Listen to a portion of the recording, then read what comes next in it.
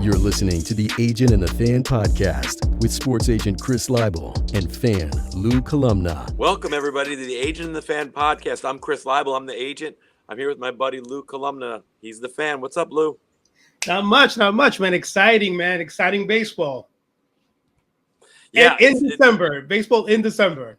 Baseball in December. The games aren't being played on the field, but a lot of the prep is being done right now, and it's a very exciting time of the year. We talked about it a little bit last week before the winter meetings, and here we are. The winter meetings are completed. We're ramping up before the holidays, and the thing about baseball is it's funny. When you're in the business, and it probably applies to the fan, you could say this as, I'd like to hear your thoughts on it. But whenever you're in the business, you're always like, okay, well, here we are. It's December, and we're a long way from the season. But then what happens is you get to the holidays, and all of a sudden the calendar hits January, and it comes so fast.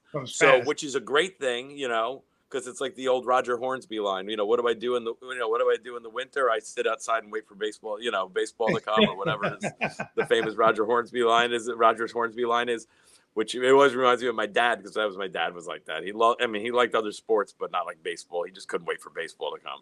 So obviously, I'm in the business, so for me, it's always exciting when you get to that point. But it is funny how quickly it comes on you. It does. I mean, it's funny. I was actually thinking about that the other day, because once New Year starts, then you start hearing, especially now on social media, this guy's ramping up his throwing. The Winter League is in full effect, and then before you know it, February spring training, Valentine's Day, I think it starts around there. So it's not far off. It's not far off. And in this day and age, these guys don't take time off, right? Maybe 2 weeks, and then they go right back at it. Yeah, the old days, the players had jobs in the office. Had jobs. And now they don't really need to do that. But pitchers and catchers is always the big thing. It's always a special day when they start reporting. So it won't be too long before that comes along. But in the meantime, we do have a lot to talk about. And speaking about players not needing money, we had the biggest deal in sports history.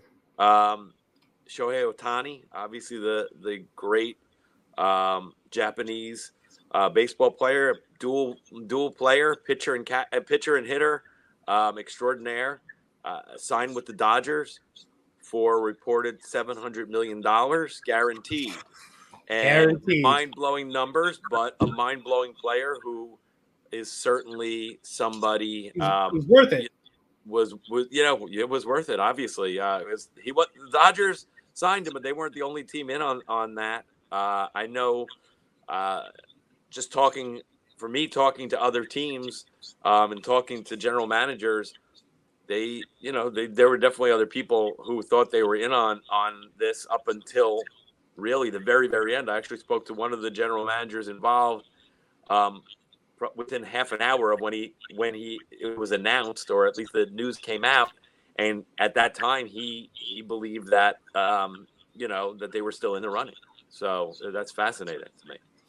It is. I mean, the amount of money, when you first hear it, it's staggering, but then when you break it down, it's like, hey, is he worth $35 million as a hitter? Yes, check. Is he worth $35 million as a pitcher? Yes, check. He's getting paid what he can do. It's such a unique case, and obviously Babe Ruth is the only other real person that's ever done anything like this, and obviously Babe Ruth is Babe Ruth, and now Shohei Ohtani is Shohei Ohtani. So, so we'll see if this trend. I think the big question in baseball is going to be, now that that's done and the smoke is cleared, is having him on the Dodgers, who is a team that has been obviously very competitive and with a high payroll for all these years. Is this gonna take them to the top, and get them those rings that they, and that they want to build on and build a dynasty? It gives them a chance, obviously, right? They already had a chance. The Dodgers have always had a chance. Well, but listen, years past, you were like, the Dodgers are dominant. Their pitching is amazing. This year, not so much. This Yeah. year, not. I mean, season's not over. They can still get other players, of course, and he's not pitching until 25 rather. But you know, you learn in the, do you want to win the winter or do you want to win the fall? Yep. And so that's kind of the balancing act right now. They are a great team, but there are teams still with holes to fill, and we'll see what happens. Well, that's something we definitely want to get into as we go on, and we have a special guest coming on, David Lennon. David's an old friend of mine who is one of the best reporters around, in my opinion. He's just all around great guy, but he's very good at what he does, and I want him to come on and to get into some of this with him. And I also want to give some, give the agent perspective on the Ohtani deal, and also get the fan perspective on it as well. So I agree. Is David there? Can we get him in? He is. Let's get him in. What's up, guys? David, how are you? Great, Lou. How are you? What's up, Chris? How you doing? David, how you doing, bud? Great, man. Good. It's good to have you on here. David, obviously, is with Newsday Sports. He's one of the best baseball writers in the country, in my opinion. I've known David a long time. David, you obviously, I met you when you were covering the Mets, Right. As a beat writer. You're a columnist now. You cover everybody, but is your main focus still the Mets and Yankees, or? Pretty much. I mean, I spend most of the year with those guys. I mean, I'll be out at Citi Field or Yankee Stadium, the majority of the summer. I'll be down in spring training, obviously, with both teams. I'll go to the All-Star game. I'll cover the playoffs pretty much regardless of whoever is in it. But yeah, I mean, from a local standpoint, working for Newsday, a New York newspaper, our primary interest is always going to be the Yankees and Mets. Yeah. Well, Lou and I were just talking about somebody who decided not to go with the Yankees or Mets. It's Right. Shohei Ohtani. Right. And I know we talked last week, and you were on Ohtani watch, like I think most people in the industry were, let alone most of the reporters. Sure. What can you give us as far as insight and background as what you were hearing leading up to the signing and kind of how things went down? Well, I mean, really from the jump, I mean, all the signs are pointing to the Dodgers. When people asked me before this season even began where I thought Ohtani was going to go, I was like, I think it's the Dodgers. And then you can take it down a few more notches after that. Then you can bring the rest of the crew into the field. And I know there's been a lot of talk about the Blue Jays, and he visited the Giants and all that sort of thing. But, there were a number of reasons for this. I mean, one, you could tell the Dodgers were gearing up for it by really the lack of a financial commitment they had to the team beyond this year. I think they had about $150 million committed to their 2024 payroll before this whole thing began, which is very uncharacteristic for them. We're talking about one of the biggest spending teams in the sport, if not the biggest. The other part is that, I mean, I asked Ohtani specifically at the All-Star game in Seattle. I said, "What's the most important thing for you in picking a next team? I mean, is winning the priority?" And he said, "For sure." He's like, losing stinks. I want to, play in the playoffs. So you could see that box being checked. And the other part about it too is that, the whole time he's been here, even before he signed with the Angels, he cited a preference to be on the West Coast. He obviously was very comfortable in Southern California. So what team enables him to be in Southern California and check the other two boxes of making him extremely rich and getting to the playoffs every year? The Dodgers have made it to the playoffs 11 straight years.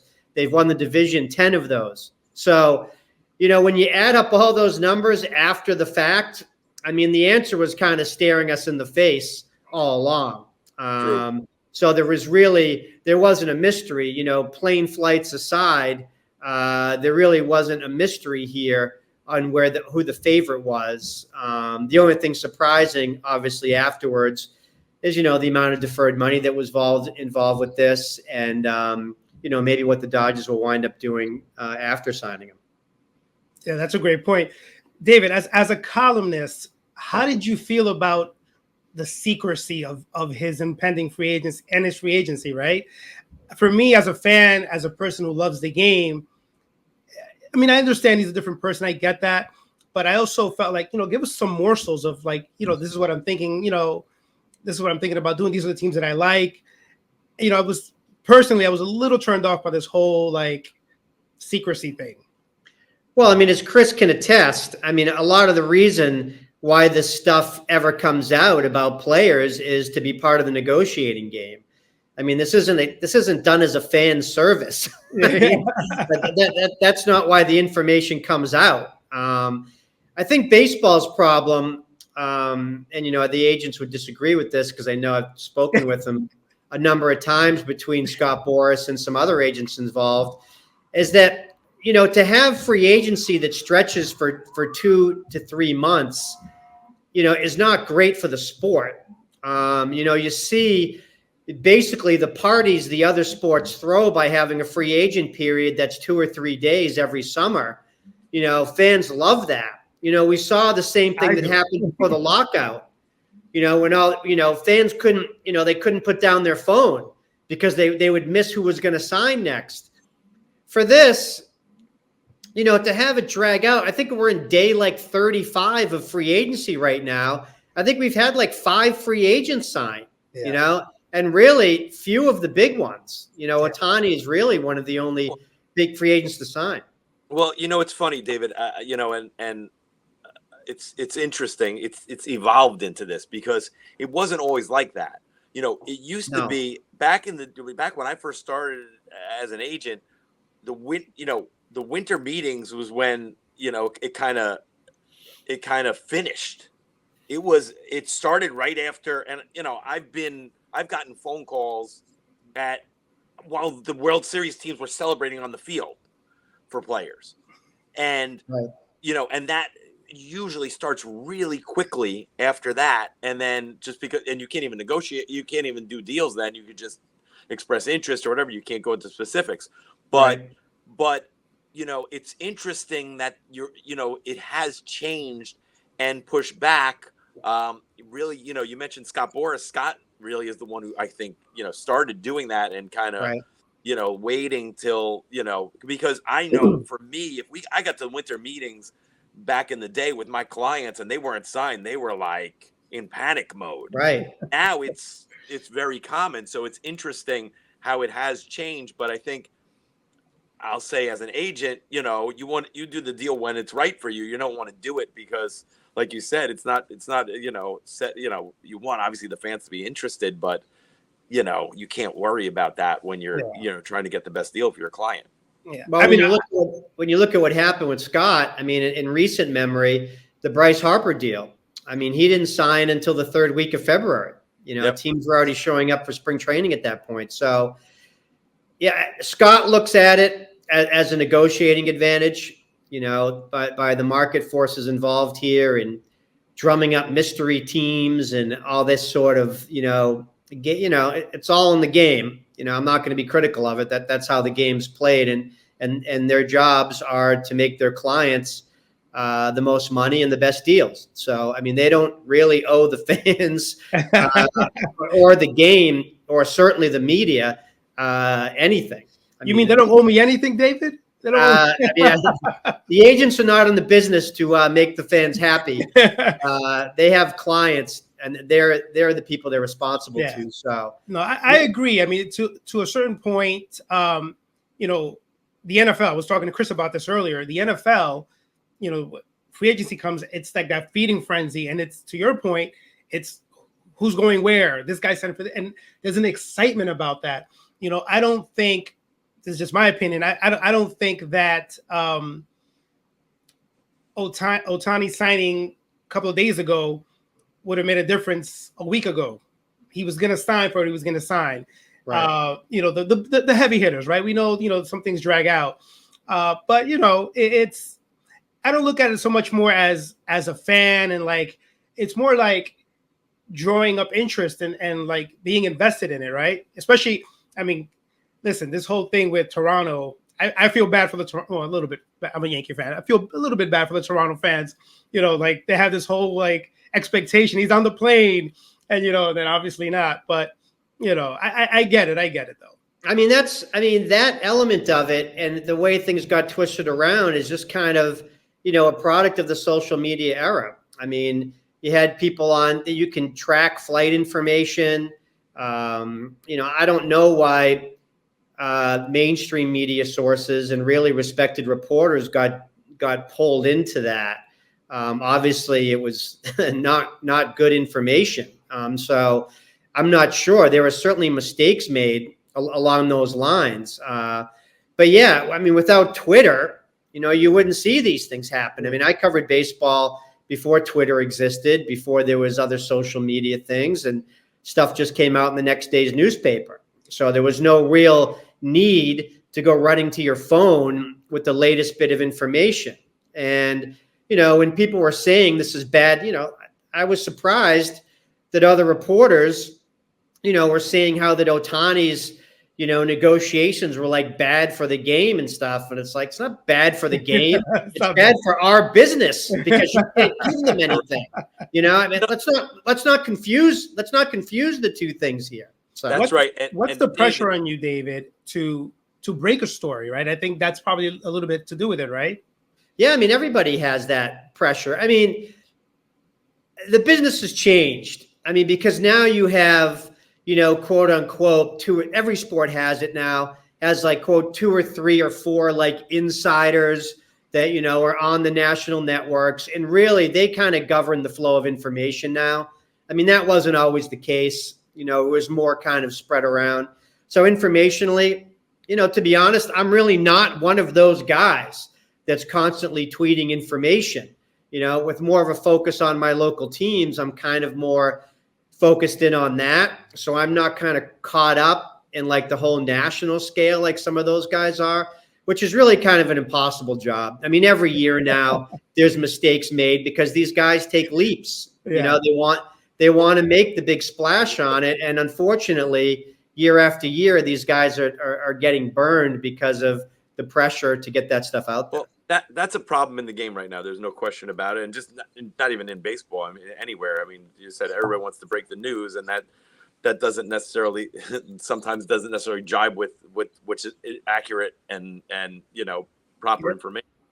But obviously as an agent, I mean, me before I even started as an agent, and I worked in PR. So obviously I'm one of those people who certainly understands your end of it, and you are the conduit to the fans at the end of the day.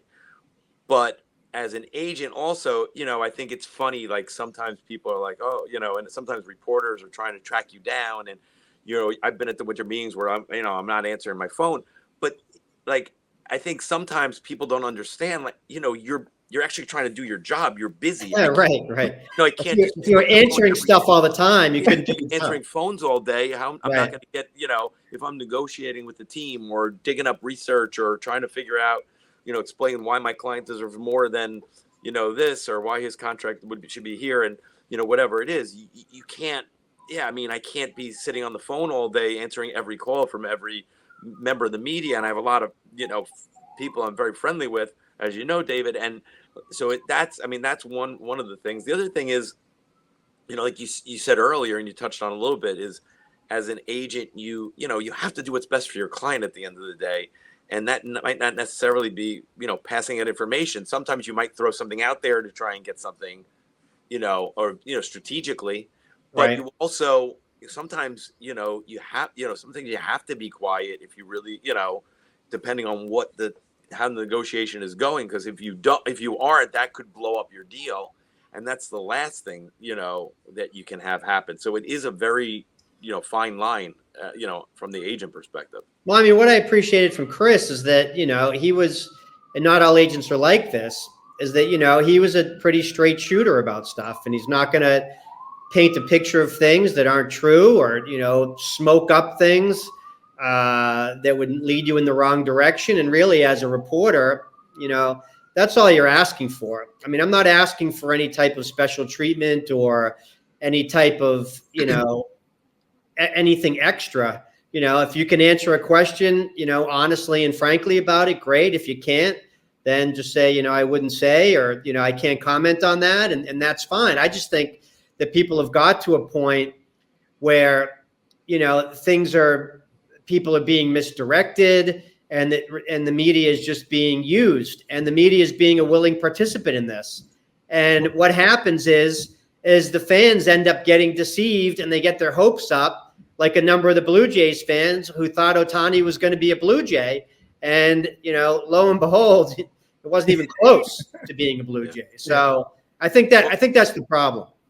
Yeah, I think, and David, obviously with my background in PR, I think I know what you guys are looking for. And, I feel like, to be, honesty is the best policy, and always try and just kind of be forthcoming. And, like you said, if I can't give you any information, I'm going to say, David, I can't talk right now, or whatever it is. And I think that's the way to do it. But you said, like, a lot of guys try very hard to get the media, to try to manipulate the media into getting what they think is going to get them on the other end. And, I think in these days, it's more useful than it's ever been. That's the problem, just because the immediacy of it. Like before, if you gave information to somebody and you tried to create a market for a client, or tried to, make it seem like other teams were involved, you're talking about a 24-hour lapse in between information being disseminated. Now it's a 24-second lapse between things. So you can create markets for your client like instantaneously, so it happens so fast. If you're trying to get a deal done, you can go from having nobody involved for your client to all of a sudden, somebody thinks you have 8 teams on the hook, waiting for this to happen. That's very easy to do now, and it can't be verified. Yeah. Other teams can't verify whether that information is true unless they go ask another media member they trust, and that media member will say, "Oh, I don't know where he got that from." So that's what the game's become. So it's become more kind of treacherous for everyone involved. Do you have a relationship with the New York Columnist where you guys are friendly and share information? How close are you with the national columnists who, like you said, kind of control the influx of information?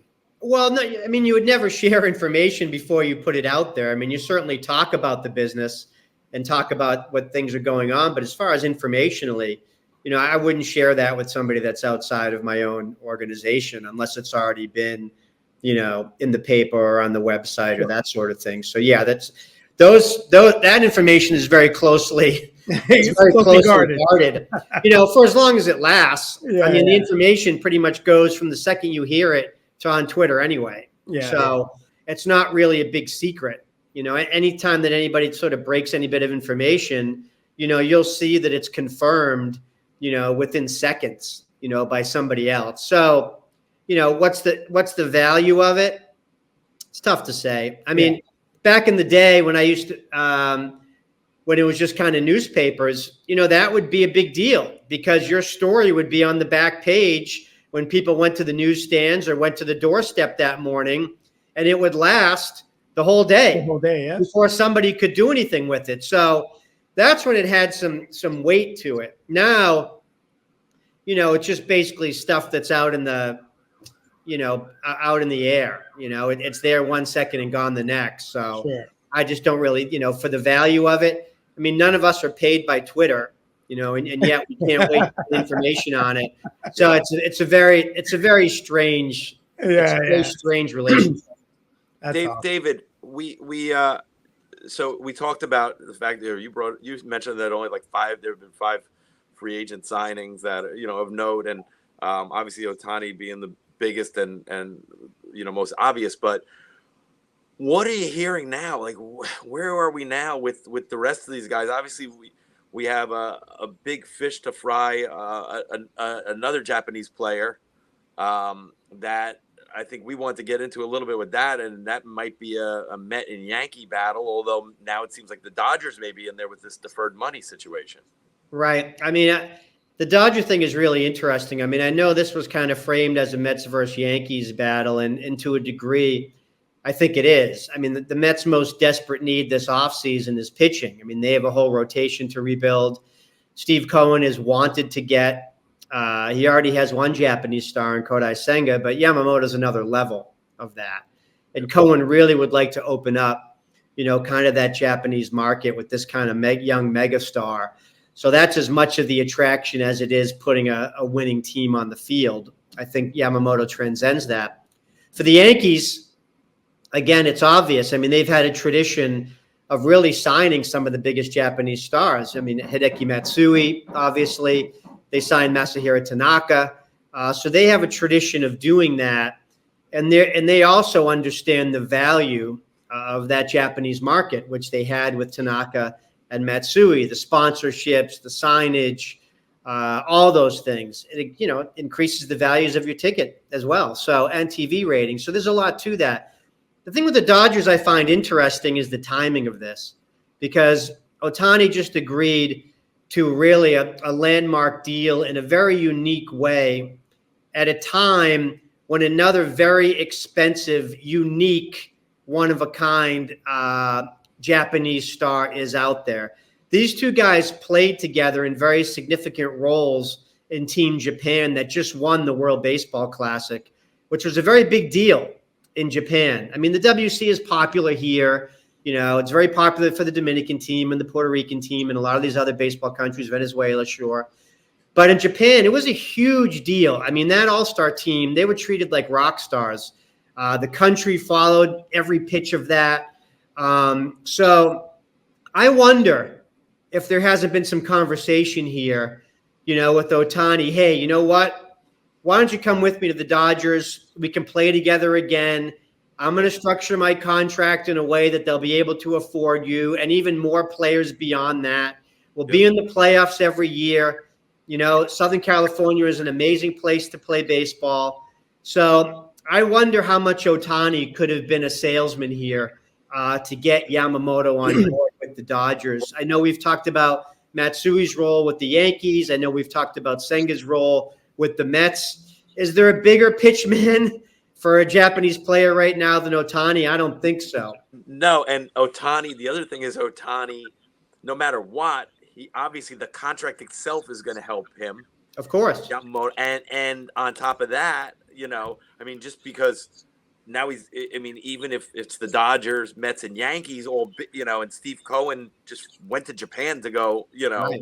Which is, I don't think anything to sneeze at. That's a huge thing for me. I mean, for him to get on a plane and do that, that shows you how important it is to him. So, yeah, it's fascinating. And if it's to get him with the Dodgers, wow, that would be. I mean, unbelievable. And this is a baseball need too, though, because going into this offseason, the Dodgers' biggest need was pitching, which is why people weren't quite sure if Ohtani, on a baseball sense, would Ohtani be a great fit? Because obviously he can't pitch next year. So if they could get Yamamoto, that would really help, one of their greatest needs for this offseason. Yeah, I also wonder, though, we don't know who Yamamoto is, right? As a person, we don't know who he is. Right. Is he going to be a person who's going to be okay with Ohtani?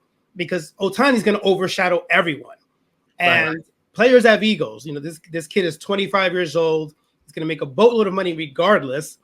And so I wonder, is it a situation for him where he's like, I want to create my own brand, my own, space, and not be on the shadow of Ohtani? Because I think, and this goes for like the Dominican team too, right? Like a lot of these baseball players, yes, they come together as friends. Everything's great, but you want it to be your team, right? If you're that guy, A good point, Lou.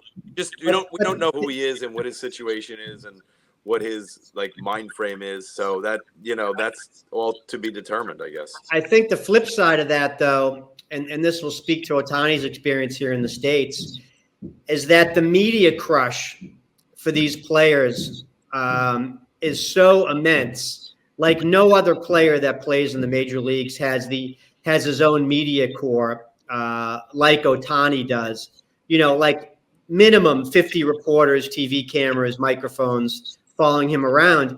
If he had another Japanese star on the team, that would help defray it some. That would help mitigate one of the biggest things that follow him, because he's been getting a lot of heat recently for not giving enough to the Japanese media or even the U.S. media that follows him, by only speaking after his starts, and not really, speaking to them regularly. So if he had somebody like Yamamoto there, that would help get people off his back about that. So I wouldn't count that part of it out either.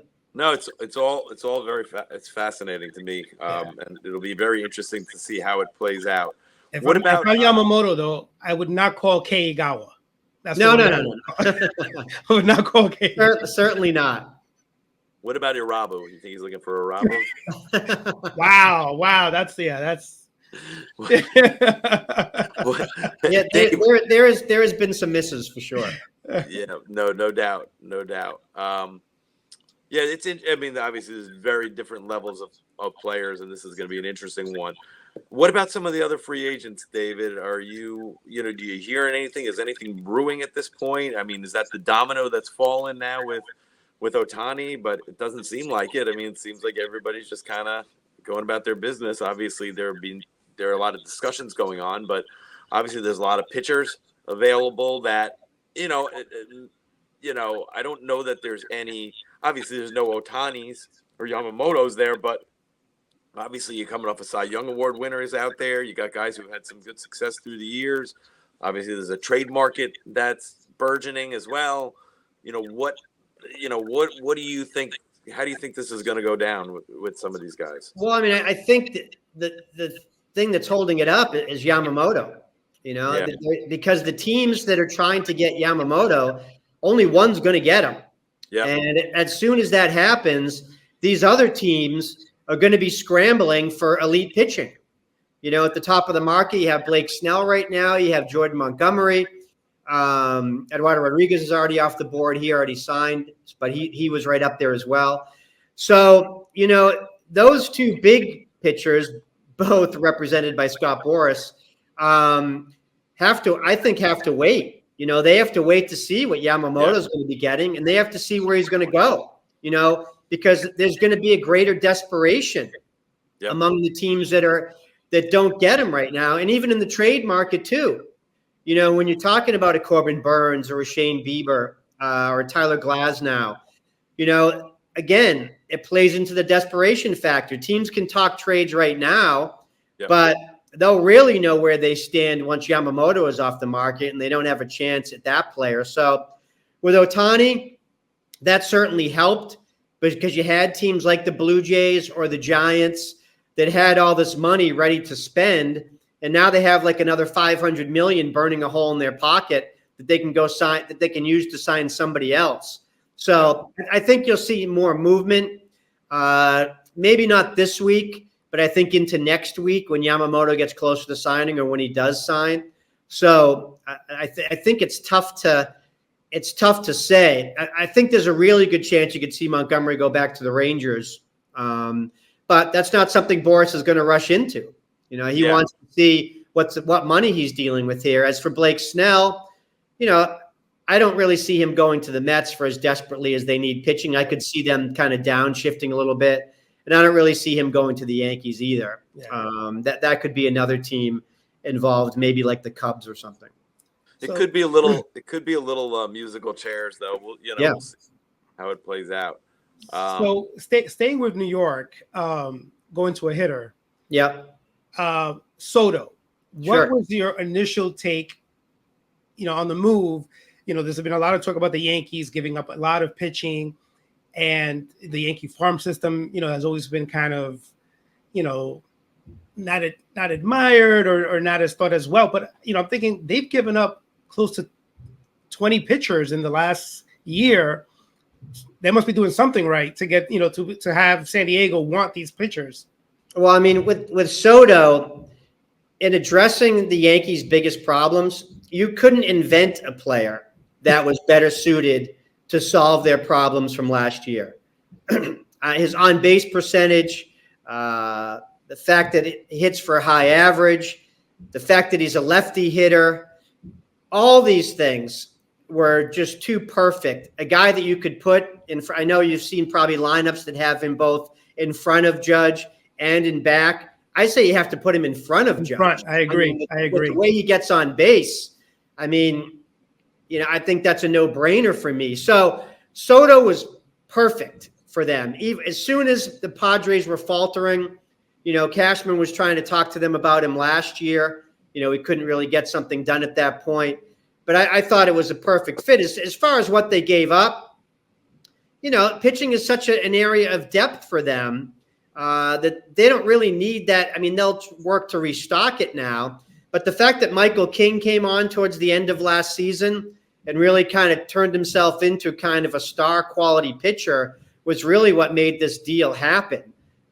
Beyond that, they gave up a really good pitching prospect along with that, and a couple guys that have made major league starts, so they can help out at the major league level. They've had a little hit or miss success with the Yankees before that. So, yeah, they gave up a lot, but Soto is a great player. So I don't have a problem with the package at all. I don't have a problem with the fact that he's only a one-year rental. Yeah. For the Yankees, it's all about this year. All about this year. So they can't worry about, 2025 or beyond. They have so much that they have to regain after really what Cashman called a, quote, disaster last year. They have to get back to being the Yankees again. Yeah. And Juan Soto, aside from Shohei Ohtani, is really the one player, I think, even more so than Yamamoto, that will help them get back to being that team again. Yeah, I agree. And that to me was one of the things, Chris and I, we've had this conversation.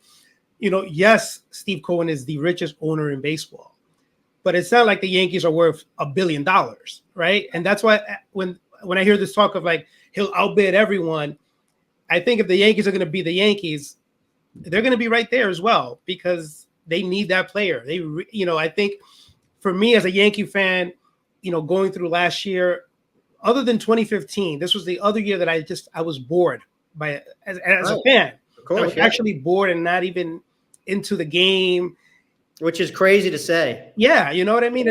And I went to a couple of games, and yes, Aaron Judge, but I was bored last year, just like 2015. And I think I think the Yankees need Yamamoto. They need that spark. They need that swagger, that Yankee swagger. And I think they're gonna listen. He ultimately decides where he goes. Right. It's not from the lack of the Yankees trying. No, I mean I think what people forget is that whenever the Yankees have wanted a player, they've gone out and gotten him. I mean, for Garrett Cole, they wanted Cole that offseason. They gave him a record contract to make him a Yankee. They wanted to retain Aaron Judge, so they gave him the highest contract ever awarded to a free agent player before. So, Hal Steinbrenner gets a lot of grief for not having the payroll high enough and all this. He spends money, and he will spend money for Yamamoto. It's when the right player is there. The Yankees have shown time and again that they'll do that. Now, like you mentioned with Cohen, Cohen can blow any player out of the water. He can give the most money. He can give the highest bid. But if a player doesn't like the look of the roster, or if the player, doesn't think you're going to be a winner right away, that's going to be a factor too. So, David, we have an agent next to you. So what you're saying is they may not always go for the most money. Not always. I don't think that's always the case because I think there will be some higher bids out there for Yamamoto if he decides to go for the Yankees. What do you think, Chris? No, I think, listen. Everybody. You've had deals for more money, I bet, and the client wants to go somewhere else. Let's be honest. Everyone can use a Yamamoto, right? Just from what we're hearing about him, right? Who needs him the most? I mean, I think that's pretty obvious, and it happens to be the Yankees. The most money. Right. No, the Yankees have Garrett Cole. The Mets don't have Garrett Cole. The Mets don't have. But here's the thing. Here's the thing, though. Is what I say this. You got to feed the beast. Like. The Yankees are the Yankees. I know the Yankees spend and they do all these things. Use him and they need him, but it's not what I'm asking. I'm asking who needs him the most, and it's obviously the Mets. The Mets don't have any frontline pitching right now. Senga's pretty good. Senga did a great job last year, but he's not a number one starter. He's just not. He's probably on a very, very good team, a 3 starter. You know, I agree with Chris as far as the need. The Mets have a greater baseball need for Yamamoto, but when it comes to making a choice, to me, and I don't have a dog in the fight. I grew up in Boston. I'm not a fan of these teams. You know, even before my professional thing, the Yankees have a brand with players, a global brand, especially with Japanese players. And I think that's a legitimate edge that they have when trying to court players like this. I agree, but I think Steve Cohen is trying to create his own version of that in his own way. He's not trying to look. I think in the past, the Mets, you could accuse the Mets of trying to imitate the Yankees and doing a poor job of it. I think Steve Cohen is trying to create his own, legitimacy, his own way, and I think this, to me, would be a huge way to do it. That's why he went to Japan to go talk to him, and that's why you're going to put a gun to my head, I'm saying he's going there. But I do agree with you, David. I think the Dodger thing is very interesting, and especially given what we've just recently learned regarding Ohtani's contract and the deferral situation. And that's something I did want to talk about before we go. Well, I'll ask you one thing, Chris, that I wanted your input as an agent, though. Yeah. So we could probably agree that if the money is exactly equal between the Mets and Yankees, he would probably pick the Yankees, right? If the money was equal. I would imagine yes. So I'm saying how much more, because you're saying Cohen's money could be the factor here. So how much more do you think he would have to pay to make Yamamoto pick the Mets over the Yankees? Again, it's funny. The premise. Come on, number 25 million. Yes, come on, Chris. The premise of the show is that I'm giving the agent perspective, but it's very hard to give the perspective without knowing a lot of the variables in the situation. And we haven't even talked about the posting fee that teams have to pay on top of it. That's going to be another $40 million. That's a penny in the fountain. Everybody, listen. Even Uncle Stevie has a number, because he's not writing a blank check to Yamamoto, right? Well, so there's a number opinion. Because I always say this, and you said this, Chris, before. He's a billionaire for a reason. No doubt. Yeah, I say it all the time. He's not just going to say, here, you know what, I'm going to blow out the Yankees by $100 million because I really want this guy. No, but I think given what we've discussed here and given the options that are out there right now, look, he's not. He said 3 to 5 years he wanted to win a World Series. Okay, we're already well into that. It's not looking like a World Series roster as of where we sit right now. And by the way, if they got him this year, they're still not a World Series contender, even this year. Well, there has to be other things done, which is what we've talked about the whole show, is that not a whole lot has been done by anybody. So I'm sure there's going to be a lot of moves, and David Stern's coming in where he has come in, and he's definitely being methodical about how he's handling these things, which he has to be. I think he signed he's going to be there a long time, and so he's trying to do things the right way too, his own way. But I think it depends on the personality, which I don't know anything about him at all personality wise. But I would imagine that the Mets are going to roll out the red carpet and come well above anybody else. And I think it'll be interesting to see. Like you said, I've represented a handful. I think that carpet has to be green, Chris. Yeah, green but carpet. Look, the one thing I'll tell you, like with hundreds. The one thing I want to tell you, I've represented Japanese players. They're very different than American players, very different than Dominican players, Venezuelan players.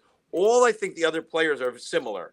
Okay, the Japanese players have a very different, I would say, like even just like an aura around them, and they just think very differently than what I like as an agent used to. And we all saw that with some of the comments from the Nez, the guy who negotiated the deal for Ohtani, and I think, I don't think it's, I don't want to get into whatever, like, what's racist or not. I just think it's a different, it's a different place, and thinking is a little bit differently than what we're seeing on this side of the world. And, there's a lot of, that's fascinating because, like you said, who's going to be a bigger, if this is really a thing where this deferred money isn't, is not going to affect the Dodgers as much, he might just on honor alone say, I want to, this is the guy I look up to. This is my countryman. This is the guy who wants me there. I'm going to follow him there. It's very well possible. Now, again, the players that I've represented would lean towards taking the better, more money. But I've had clients also who would have, who took less money to stay in a certain situation or stay in a certain city or stay where they felt comfortable or whatever it was, or turn down more money.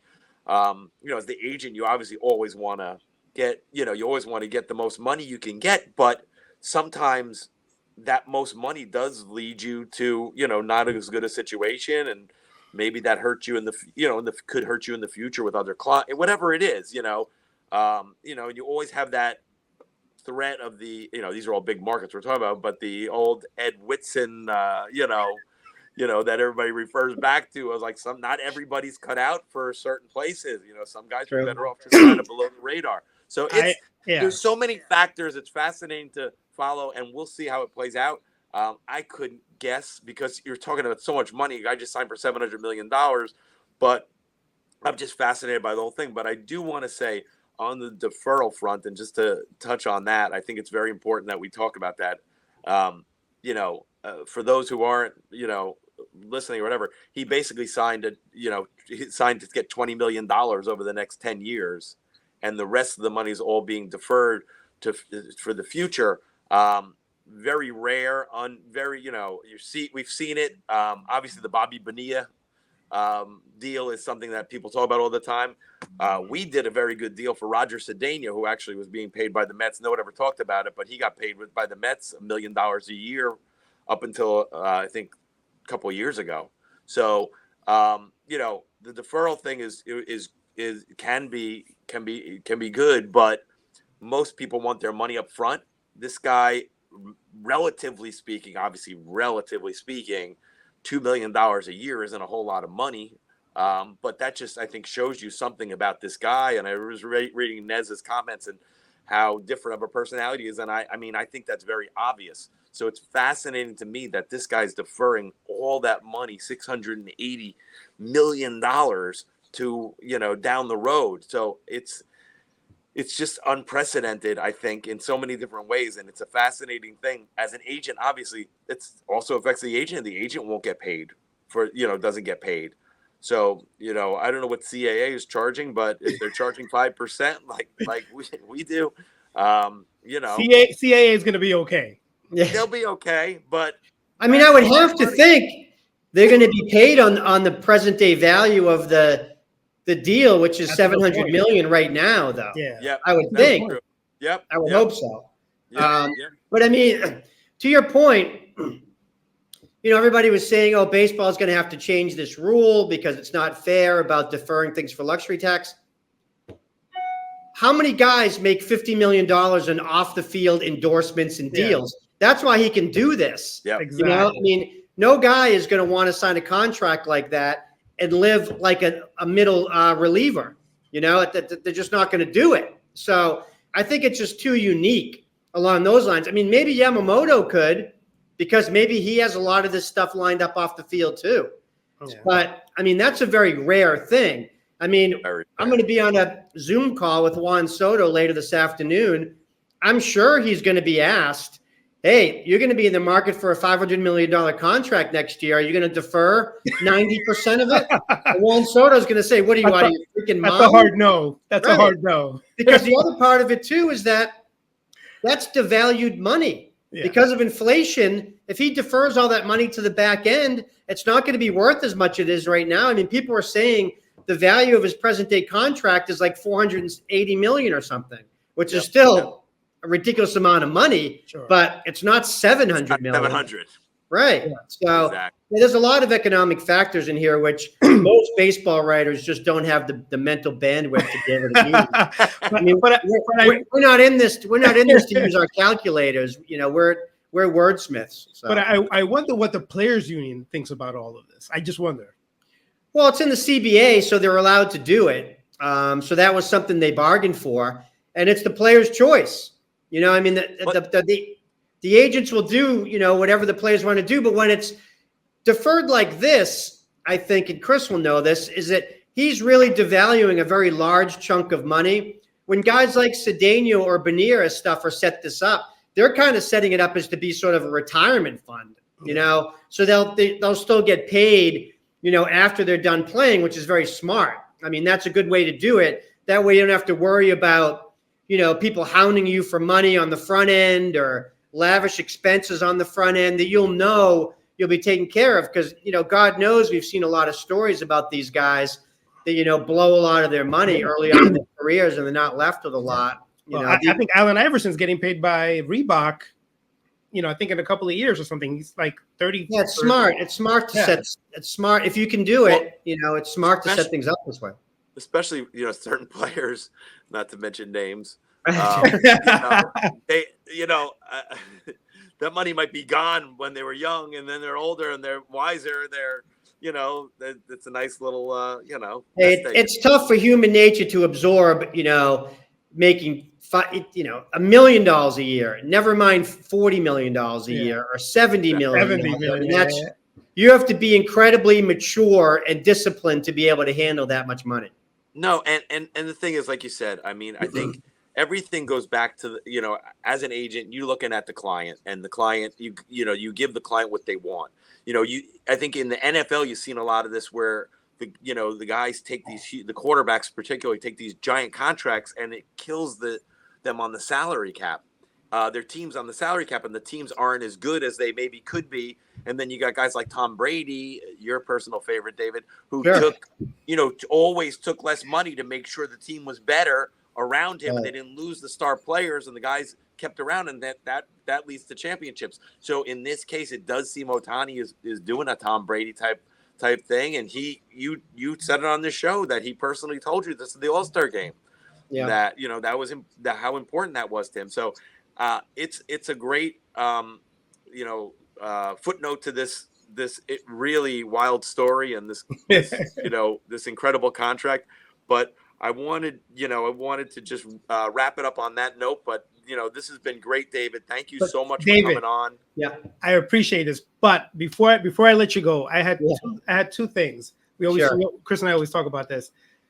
Well, first and foremost, do you appreciate Brian Cashman's bluntness most of the time? Sure. I mean, I've known Brian for a very long time. I mean, I started out in this business covering the Yankees in 1995 before I switched to the Mets in like 2002. So I've known Cashman for a long time, and I like his bluntness. I thought when he got a little over animated or agitated or however you want to describe it in Arizona, and I understood it. He had an agenda he wanted to get out, and he wanted to kind of push back on a lot of stuff that was being written and said about his team. So I get it. I don't take that stuff personally. I mean, it's just how the business is. And, he's since been much calmer. At the winter meetings, he was back to his old self. So I think that was kind of a one-time deal. I certainly don't hold that against him. Perfect. And last thing, over the years, Yankees and Mets, who has been your favorite interview on both teams? Well, favorite interview. I mean, I'm like intriguing character. I've liked a lot of the Mets. I mean, I've liked a bunch of Chris's clients. I mean, Jose Reyes was always one of my favorite guys. Just for somebody who just loved the game so much and just basically had fun every day. He showed up at the ballpark, and that always came through anytime you talked to him. He was just fun to be around. And there's not a lot of guys like that. It's become less so. I mean, I think. And he mentioned Roger Cedeno, too, who was another guy I liked a lot. And it's just the game and the way it's covered and the way in our role in it has just changed so much.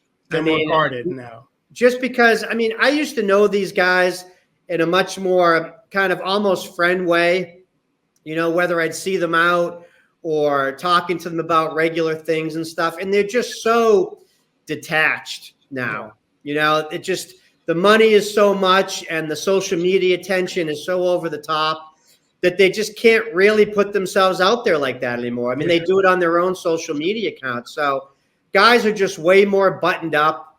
than they ever have been. And that's unfortunate. Yeah. I mean, Cliff Floyd is a guy I like to deal with a lot. He was great when he was with the Mets.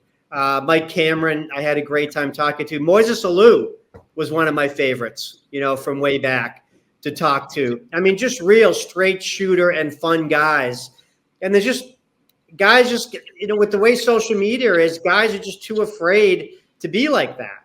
That they don't know who's listening all the time. They don't know who's watching. They don't know who's filming. So you don't see these guys out like you used to.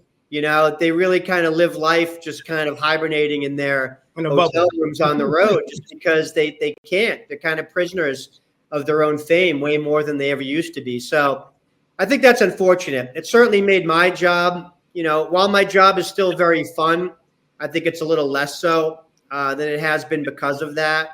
But, I think it's just changing with the times. Interesting. Yeah, I agree. I think they're much more guarded now. Sure. All right, David, thank you so much for coming on. Really appreciate you taking the time, and it's great having you. Lou, thanks for another great episode. We'll see everybody next time. Okay, That was thanks, my David. pleasure. Thanks for having me on, guys. Anytime. Enjoy the rest of the hot stove season. We will. See you guys. Thank you. Yeah. See you.